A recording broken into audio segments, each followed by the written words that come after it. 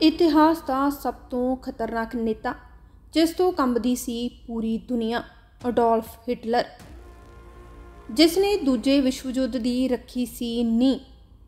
सारे पासे मच गई सी तबाही, जिसकी शुरुआत की सी अडोल्फ हिटलर ने। हिटलर एक क्रूर तानाशाह के तौर पर जानिया जाता है। अडोल्फ हिटलर उसका नाम सी, पर हिटलर एक ब्रांड बन गया सी। हिटलर भावें दुनिया दे विच खलनायक वजों जानिया जाता है, फिर भी जर्मनी के अनगिनत कौम प्रस्त उसनूं अजे भी कौमी नायक करके पूजते हैं। जर्मनी विच पत्थर दिल हिटलर वल्लों स्थापित की गई नाजी पार्टी की ताकत हेठ दूजे विश्व युद्ध दौरान 60 लाख यूरोपीयन यहूदियों ते वरताया गया घल्लूकारा अज भी रोंगटे खड़े कर दिंदा है। हिटलर नूं दूजे विश्व युद्ध तो बाद खुदकुशी करन लई मजबूर होना पिया सी। पाकिस्तान विच ओसामा बिन लादेन के मारे जाने तो बाद हिटलर मुड़ चर्चा का विषय बनिया। मानवता का नाश करने वाले दोनों खलनायकों की खबर 1 मई को आई सी। दरअसल हिटलर नूं बचपन विच लोड़ींदा प्यार ही नहीं मिलिया। वक्त के थपेड़िया ने उसनूं अजिहा दरिंदा बना दिता जिसने अपने ते बेगाने दोहां नूं बेदर्दी नाल जोड़िया। उसने बहुत सारे यहूदियों के नाल नाल अपनी कौम के अपाहज अते निर्बल लोगों नूं भी मौत के घाट उतारन का बीड़ा चुक्या सी। वैसे भी वो चाहता सी कि रिष्ट-पुष्ट लोगों नूं ही जिउण दा हक होवे। हिटलर का जन्म 20 अप्रैल 1899 नूं जर्मन बवेरिया के सरहदी इलाके ब्रोनो नां दे छोटे जे आस्ट्रीयन पिंड विच होया सी। अडोल्फ हिटलर की बचपन तो ही फाइन आर्ट्स विच दिलचस्पी सी, पर उसके पिता नूं ये मंजूर नहीं सी। अडोल्फ हिटलर की अक्सर ही अपने पिता के नाल लड़ाई होंदी रहिंदी सी। छोटे भरा की मौत तो बाद उसके जीवन दे विच एक वड्डी तब्दीली आई। वो अपने आप को दुनिया तो अलग समझन लगा। 1903 विच अडोल्फ के पिता की मौत हो गई तो 1907 विच माँ की भी मौत हो गई।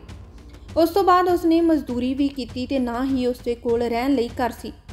अनाथ बच्चों को मिलण वाली पेंशन के नाल ही उसका गुजारा हुंदा सी। उस तो बाद 1914 विच पहले विश्व युद्ध विच जर्मन सेना विच दाखला लिया। उस तो बाद जब जर्मनी ने पहले विश्व युद्ध विच आत्म समर्पण कर दिता तां उसने आर्मी छड्ड के नाजी पार्टी बनाई। 1932 विच राष्ट्रपति की चोण विच खड़े होए ते 36% वोटां दे नाल एक राजनीतिक लीडर बन गए। उसने अपने अहुदे का इस्तेमाल एक तानाशाह तंत्र दे वजों किया।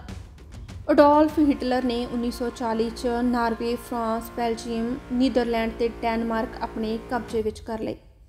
तो उस तो बाद बहुत सारे जर्मन अफसरां ने सोचा कि अगर हिटलर ऐदा ही जर्मन ते राज करता रहा तो जर्मनी की हार पक्की है, तो हिटलर नूं देशवासियों वालों ही खत्म करन दीआं योजनावां बनाईयां जाण लगियां।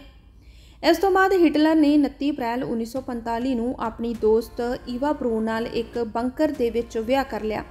ते विआह दौरान हिटलर नूं खबर मिली सी कि इटालियन तानाशाह बिंतो मुसलिनी नूं मार दिता गया। हिटलर नूं डर सी कि उसके दुश्मन उसनूं भी मार मुकाउणगे।